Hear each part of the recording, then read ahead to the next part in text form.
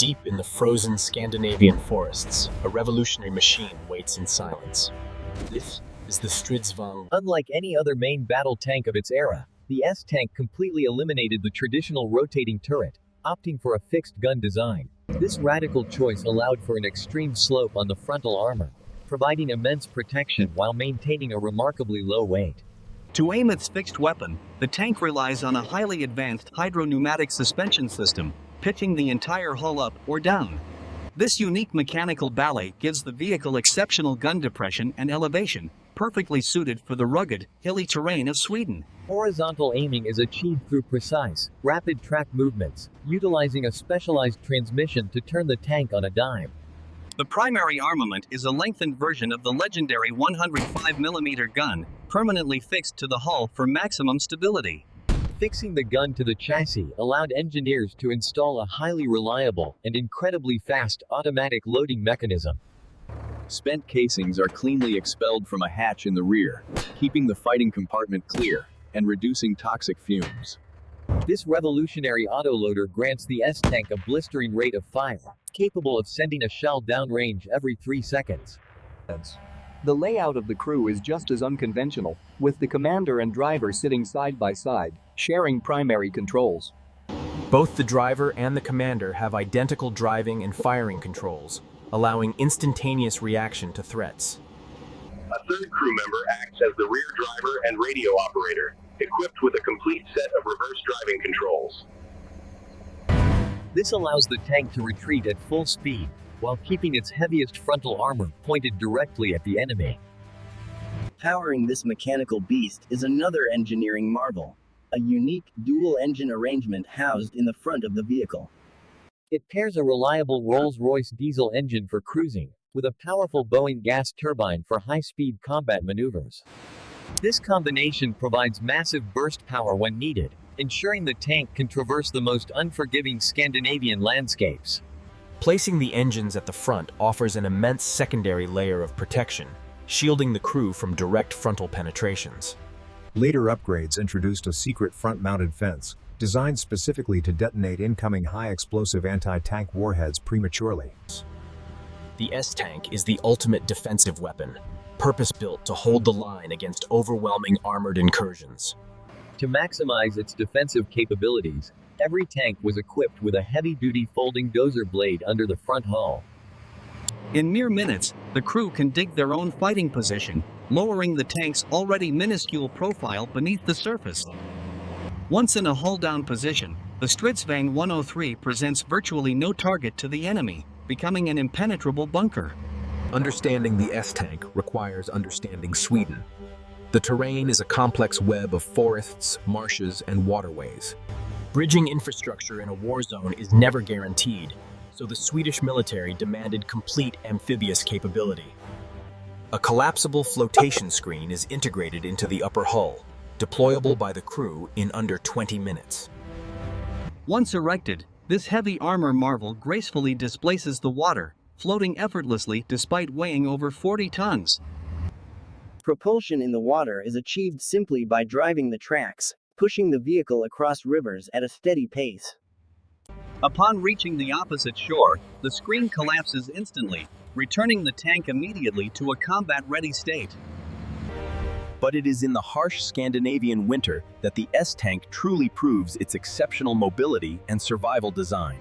The wide, aggressively treaded tracks distribute the immense weight, preventing the vehicle from bogging down in deep snow or sliding on ice. The gas turbine engine provides a critical advantage: instant, reliable starting power even in the most extreme sub-zero temperatures.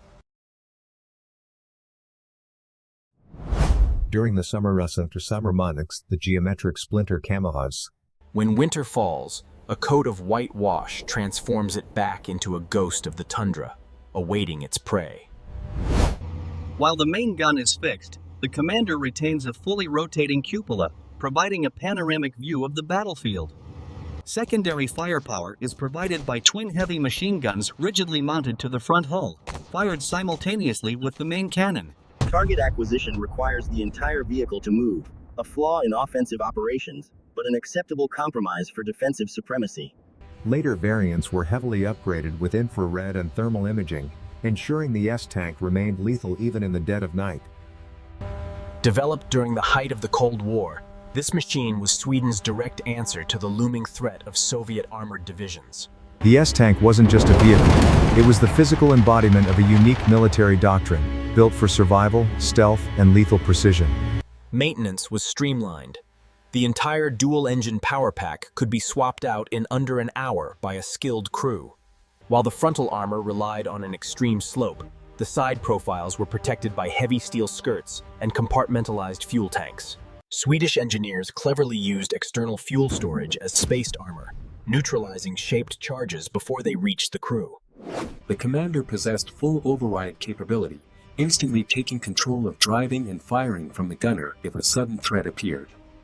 Thanks to the high degree of automation, the tank could theoretically be driven and fired by a single crew member in an absolute emergency.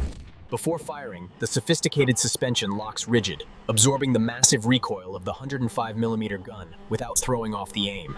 The integration of the gun directly into the hull means the entire weight of the tank acts as a recoil buffer, ensuring superior accuracy. Armed with modern sub-caliber penetrators and high-explosive rounds, it was fully capable of destroying contemporary Soviet armor. Even its thermal signature was managed. Exhaust gases were directed downwards to disperse heat and avoid detection by infrared sensors. Advanced communication suites kept the dispersed armor units in constant contact, crucial for the Swedish decentralized defense strategy. The concept was born in the 1950s by engineer Sven Berge, who realized that turret hits were the leading cause of tank losses. Entering production in the 1960s, Bofors and Volvo collaborated to bring this highly complex, purely Swedish machine to life. Through decades of service, it received continuous upgrades. The C variant introduced laser rangefinders, thermal sights, and a more powerful engine. The integration of a laser rangefinder dramatically increased first-round hit probability, essential for a tank that required hull movement to aim. Despite its brilliance in open terrain, the turretless design proved severely disadvantaged in the tight confines of urban warfare. Firing accurately while on the move was practically impossible, limiting its role strictly to ambushes and defensive delaying actions. During international trials, NATO allies were astounded by its low profile and rapid fire rate, though they ultimately stuck with turreted designs. Often mischaracterized as a tank destroyer, the Swedish military officially designated and utilized it as their primary main battle tank. Its robust hull and engine torque made it an excellent platform for specialized roles, including clearing minefields with heavy plows.